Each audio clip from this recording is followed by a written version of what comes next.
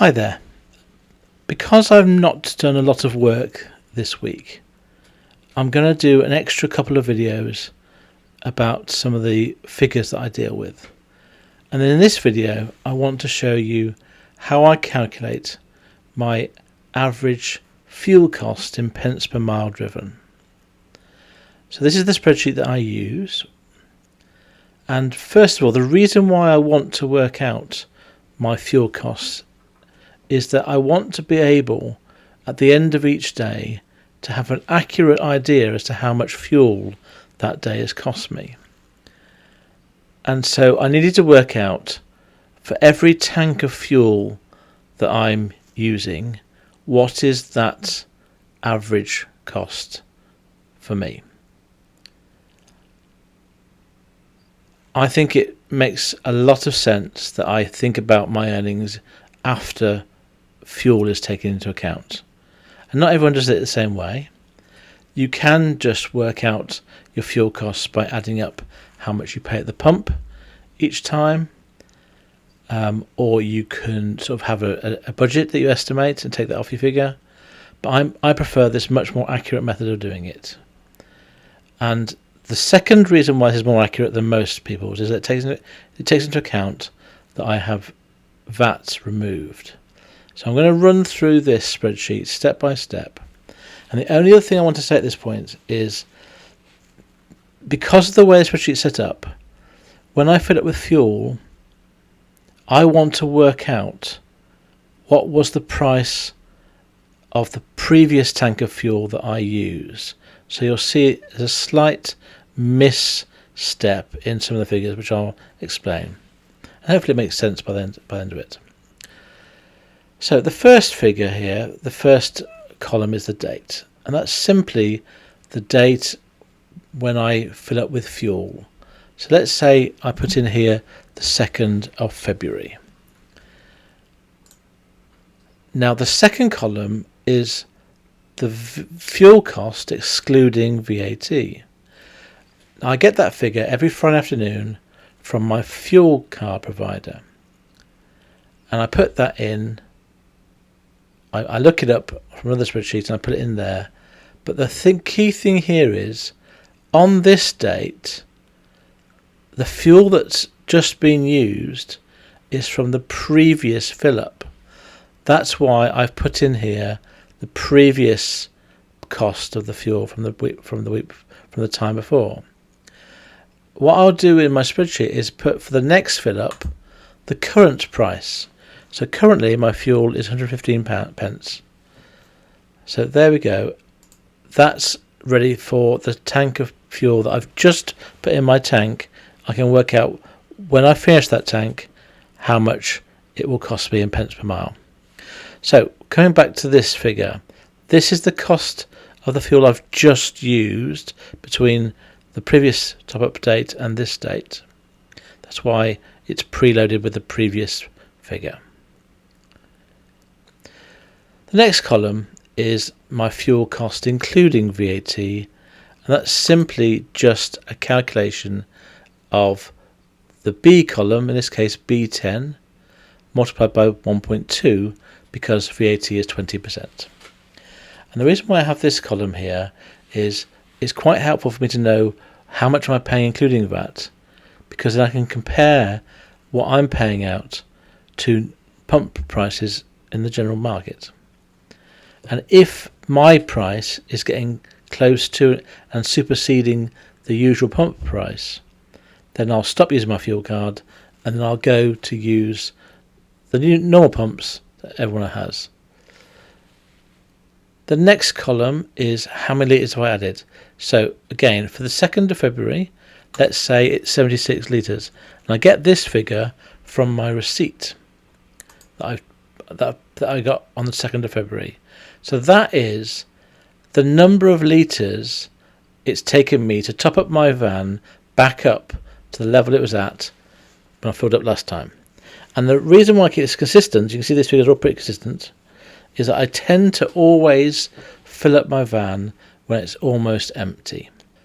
So the next column is the start mileage and the end mileage. And so I've simply copied across from the row above the same figure for the end of the previous tank of fuel to the start of the new tank of fuel. This figure here, 317,785, is actually the mileage when I filled up the last time. So the end mileage figure is simply the figure on my odometer when I fill up the fuel on the 2nd of February. So that's when I've filled up. So let's put a figure in there. And then, oh, that's not right. And then you'll see the following column works out the total number of miles that I drove. So 615 miles, which is simply the F figure, the end mileage, take away the start figure, the E column. And that is effectively the number of miles that I got to drive when I filled up with fuel on the 22nd of January. Now if I copy across to the following figure, following row, if I copy across to the following row, the end mileage to give me my starting mileage for my following figure, that's then in advance, that's then prepped in advance. Right, so my total miles is 615.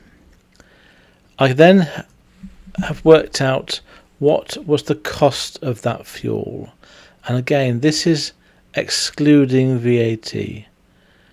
And this figure is worked out by looking at the number of litres that I add and multiplying that by the cost per litre. And that figure, cost per litre, is divided by 100. You can see it here in the formula, because I want to convert the pence figure to a pounds figure. So I've got £85 and 26 pence. That's what those 615 miles cost me. And then finally, the figure that I'm really looking for here is what is therefore my average pence per mile to drive on that tank of petrol. And this is going to be what is my average pence per mile to drive on that tank of fuel. That's from the 22nd of January. And it's basically worked out as being the H figure, so total fuel cost, £85, multiplied by 100 to convert it back to pence, and divided that by the number of miles. So it costs this amount of money to drive that number of miles, and that's where I got my 13.86 pence per mile figure from. And that's it. I hope that makes some sense. I've got a few other little things to say. At the bottom here, I've worked out some summary figures. So my average fuel cost excluding VAT is this figure. I can therefore see as I go through the year, am I paying more or less than my average? This is simply a total sum of all the miles that I've driven so far. This is a total of the cost of the fuel so far. And this is an average of my pence per mile figure. So that's it really. I hope that made sense. It is a little bit more complicated because what I've done is I'm looking at the cost is actually based on the last tank of fuel that was used up. And I found that was a more sensible way of working this out. And it just means that these figures are kind of one row down from the actual date that I filled up the tank. But it's basically at the date that I used up the tank. And yeah, that's it. If you've got any questions, please feel free to ask. But I hope that was reasonably simple to understand. And I find it a really effective way of keeping track of my fuel costs. I might have mentioned it in passing, but I'll just mention it one more time. I do record all my costs excluding VAT. So my fuel cost per litre is excluding VAT. The number of litres then is used to work out my total fuel costs excluding VAT, and my figure at the end is again not including VAT. And the reason why I do that is that's a fair reflection of the actual cost of the fuel. Because I am VAT registered, I get my VAT back, and so it's not really fair to include VAT as an expense. But obviously, when I fill up with fuel, I actually pay more than these figures because I have to pay VAT originally. I just get it refunded once a quarter. Right, thank you for listening, and I hope that made sense, and I'll see you soon.